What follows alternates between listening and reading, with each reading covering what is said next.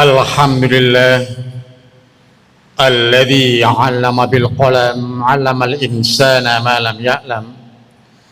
Asyhadu an la ilaha illallah wahdahu la syarikalah wa asyhadu anna Muhammadan 'abduhu wa rasuluhu la nabiyya ba'dah. Raditu billahi rabba wa bil islami dina wa bi Muhammadin nabiyya wa rasula. Allahumma inni as'aluka rizqan thayyiban wa ilman nafi'a wa amalan mutaqabbala. Bapak Ibu berjamaah salat Isya dan Qiyam Ramadan yang dirahmati oleh Allah. Mari kita bersama-sama tidak henti-hentinya untuk senantiasa berucap-ucap syukur kehadirat Allah Subhanahu wa taala, karena sampai dengan malam ini kita masih diberi kesempatan untuk bertemu muka, bermuajahah, untuk bersama-sama kita menegakkan sholat di masjid yang insya Allah penuh dengan barokah dari Allah Subhanahu wa taala. Mudah-mudahan seluruh aktivitas kita selama ini, baik aktivitas yang terkait dengan ukhrawi dan duniawi, semuanya diterima dan mendapatkan ridho dari Allah Subhanahu wa taala.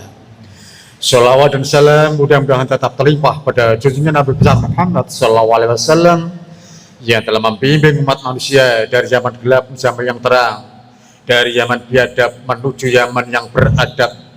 Dan mudah-mudahan kita yang hadir di masjid ini dan keluarga kita di rumah termasuk hamba-hamba yang senantiasa mendapatkan hidayah dari Allah Subhanahu wa taala, agar kehidupan kita selamat dan bahagia dunia, selamat dan bahagia pula nanti di akhirat.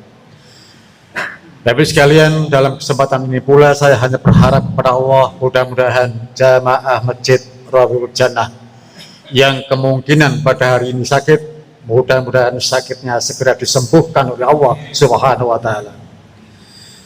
Bapak sekalian, kiranya doa-doa kita sebelum datangnya Ramadan, lebih tepatnya 2 bulan sebelum Ramadan, dikabulkan oleh Allah Subhanahu wa taala. Kita bersama umat Islam dunia 2 bulan sebelum datangnya Ramadan berdoa kepada Allah. Yang doa itu kemudian diabadikan dalam kitab hadis Musnad Ahmad, hadis nomor 2228 dengan 2 periwayatan. Yang pertama dari Imam Ahmad dan yang kedua dari Imam Baihaqi.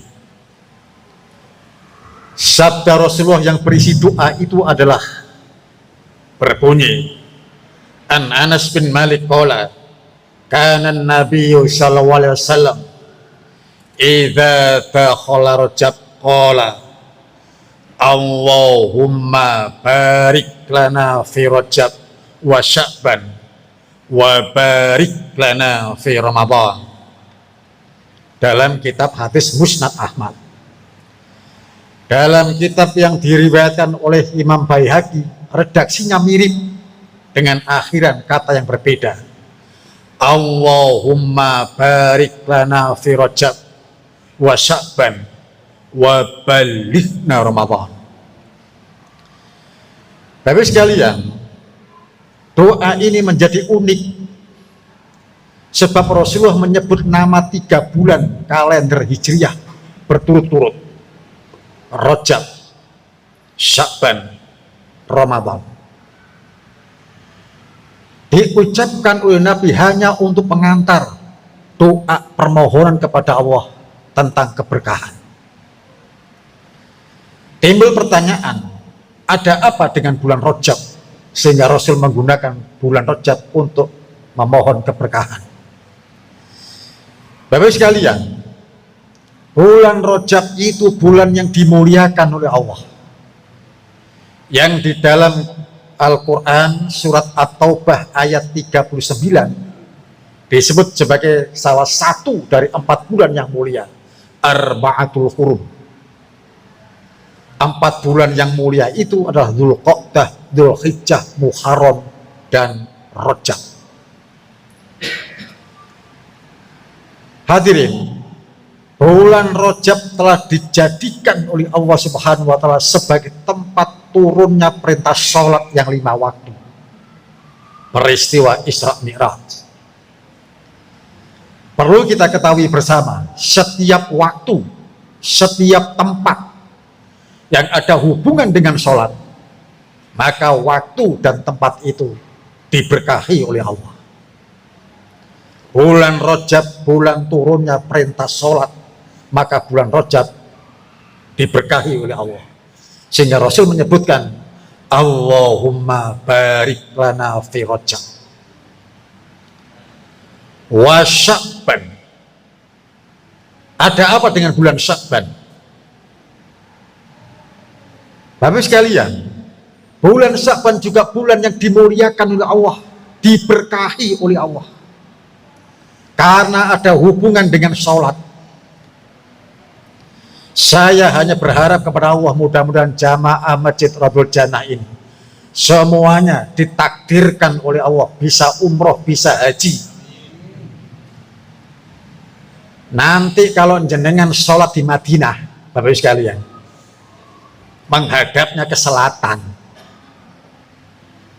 Sebab kalau di sini Madinah, Mekah itu di selatan. Dulu Rasulullah SAW begitu hijrah dari kota Mekah ke kota Yasrib, dulu belum dinamakan Madinah, tapi Yasrib, 16 bulan lamanya Rasulullah SAW sholat menghadap ke utara. Sebab kiblatnya Masjidil Aqsa di Palestina. Jadi kalau di sini Madinah, Palestina itu di utara. Jadi sholat yang ngadep ngalor. Ya, Bapak sekalian, begitu Rasulullah menghadap satu pagi sholat sendirian, munfarid di masjid di pagi hari. Para ahli tafsir hadis berbeda pendapat. Ada yang menyatakan Rasulullah lagi sholat duha sebab pagi hari.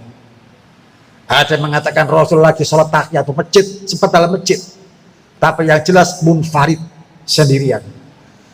Karena dalam masjid banyak orang lihat. Begitu Rasul menghadapkan wajahnya ke arah utara, ke Masjidil Aqsa, dia takbiratul ihram. Dilanjutkan dia rukuk. Begitu sami'allahu liman hamidah, datanglah malaikat Jibril alaihissalam. Ya Muhammad, fawalli wajhaka syatral Masjidil Haram. Hai Muhammad, hadapkan wajahmu ke arah Masjidil Haram. Sementara Rasul menghadap ke Masjidil Aqsa, Masjidil Haram di selatan. Seketika itu pula Rasulullah langsung, begitu iktidal, ada malaikat Jibril yang menyatakan fawalli wajhaka syatral Masjidil Haram. Langsung Rasulullah berputar 180 derajat dari menghadap ke Masjidil Aqsa di utara ke Masjidil Haram yang ada di Mekah Al-Mukarramah. Dalam satu sholat, Rasulullah tidak membatalkan sholatnya, Rasulullah tidak memperbaharui sholatnya, tapi Rasulullah melanjutkan sholatnya. Peristiwa perubahan arah kiblat sholat terjadi pada bulan Sya'ban. Itu sejarahnya begitu. Sekali lagi, setiap tempat, setiap waktu yang ada hubungan dengan sholat, maka waktu dan tempat itu diberkahi oleh Allah. Makanya Rasul menyebutkan Allahumma barik lana fi Rajab wa Sya'ban. Masjid tempat perubahan arah kiblat sholat saat Rasulullah sholat itu sampai sekarang masih berdiri tegak. Masjid itu kemudian diberi nama Masjid Qiblatain. Qiblatain itu coro Arab, coro Indonesia, dua arah kiblat. Sebab disitulah Rasul melaksanakan satu sholat dengan menghadapkan wajahnya kedua arah kiblat ke Masjidil Aqsa dan Masjidil Haram. Bapak sekalian, wa barik lana fi Ramadan. Ini dalam riwayat Imam Ahmad, dalam riwayat Baihaqi, wa balighna Ramadan. Berkahi pula kami ya Allah di bulan Ramadan. Ramadan itu bulan penuh dengan keberkahan. Sekali lagi, karena ada hubungan dengan sholat. Sampai dengan sholatnya itu pun diberi nama Ramadan.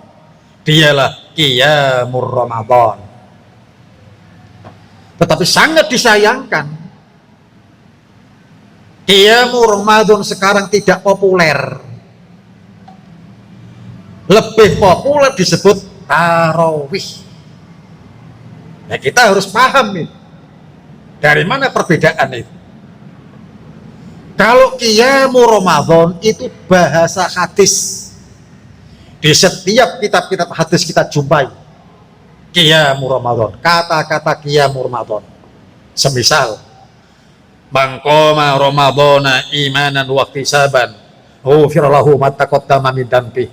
Sapa wonge sing Qiyamul Ramadan berangkat itu kok iman marang Allah, wahtisaban, dan hanya berharap hanya kepada Allah, berharap maunah, berharap keberkahan, berharap maghfirah, berharap hidayah hanya kepada Allah. Ghufir lahu ma taqaddama min dhanbi, mongko dosa-dosane diampuni kali Gusti Allah. Qiyamul Ramadan tidak populer sekarang. Sekarang lebih populer tarawih. Dan tarawih itu bahasa fikih, bukan bahasa hadis, bahasa hukum Islam, fikih. Kalau kita sudah masuk pada ranah fikih, memunculkan perbedaan pendapat, maka jangan heran Qiyamul Ramadan sekarang banyak perbedaan pendapat sejak zaman dulu sampai sekarang. Karena disebut dalam fikih, tarawih. Ada yang 4-4-3, ada yang 2-2-2-2-3, ana sing 2-2-2-2-2-2-1, ada yang 11 rakaat, ada yang 21 rakaat, ada yang 31 rakaat, ada yang 41 rakaat, ada juga yang tidak sholat. Karena taraweh beda pendapat. Bagi kita, saya tidak tahu di Rasul Janain pakai yang mana, ya. Bagi kita, Pak, yang penting ada dalil yang sahih yang mendasari amalan kita. Walaupun mungkin formasinya itu bisa berbeda-beda, tapi sama-sama berdasar hadis yang sahih. Saking pentingnya sholat, utamanya sholat tarawih, yang akan mendatangkan keberkahan dari Allah Subhanahu wa Ta'ala.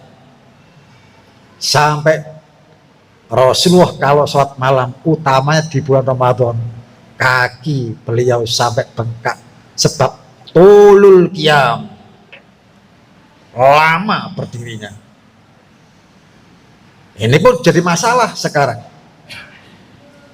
Baik itu tarawih dengan panjang-panjangnya surat yang dibaca, banyak jamaah yang kemudian batuk-batuk, dehem-dehem karena kelamaan.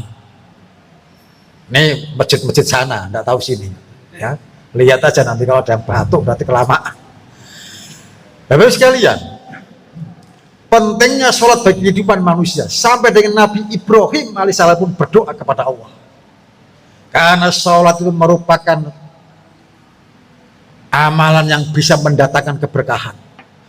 Maka rumah-rumah tempat tinggal kita pun, ini diingat-ingat ini, rumah-rumah tempat tinggal kita pun akan diberkahi oleh Allah Subhanahu wa Ta'ala jika rumah kita itu kita gunakan untuk berinteraksi dengan Allah, berkomunikasi dengan Allah, dengan wujud sholat ditegakkan dalam rumah itu, sholat sunnah yang dimaksud. Maka Rasul menyebutkan, ij'alu fi buyutikum min sholatikum wala tattakhiduha qubura. Jangan jadikan rumah kalian seperti kuburan, tegakkan sholat di dalam rumah-rumah kalian. Ini pentingnya bagi kita. Kalau rumah itu kemudian dijadikan untuk berinteraksi dengan Allah, berkomunikasi dengan Allah, insya Allah rumah jenengan pun akan diberkahi oleh Allah. Wujud rumah yang diberkahi adalah penghuni rumahnya tenang memasuki rumah itu, merasa aman, merasa damai, tenang, betah, kerasan di rumah, sebab rumahnya penuh dengan keberkahan. Ini dalam bahasa agama disebut dengan sakinah, ketenangan. Berhati-hatilah kita jika punya anak tidak betah di rumah, lebih betah di warung-warung kopi. Lebih berhati-hati jika kita punya istri tidak betah di rumah, senengane reuni. Hati-hati Pak. Tamatan SD reuni, tamatan SMP reuni, PAUD reuni. Jangan-jangan istri jenengan pun tidak betah di rumah. Bagi ibu-ibu juga begitu, berhati-hatilah jika kita punya suami tidak betah di rumah. Ramadan tempat muhasabah. Jika Ramadan diberkahi karena ada sholat di dalamnya, yaitu qiyamu Ramadan, maka jangan bosan-bosannya untuk zikir kepada Allah dengan wujud menegakkan sholat dalam rumah-rumah kita. Tahajudnya, witirnya, rawatibnya, zuhanya, kerjakan di rumah kita masing-masing. Yang terakhir, Bapak Ibu sekalian, insya Allah nanti kita sholatnya 2 rakaat salam, 2 rakaat salam. Hadirin, ada doa yang dituntun oleh Rasulullah Muhammad SAW, yang Rasulullah mengucapkan di malam hari di dalam rumahnya,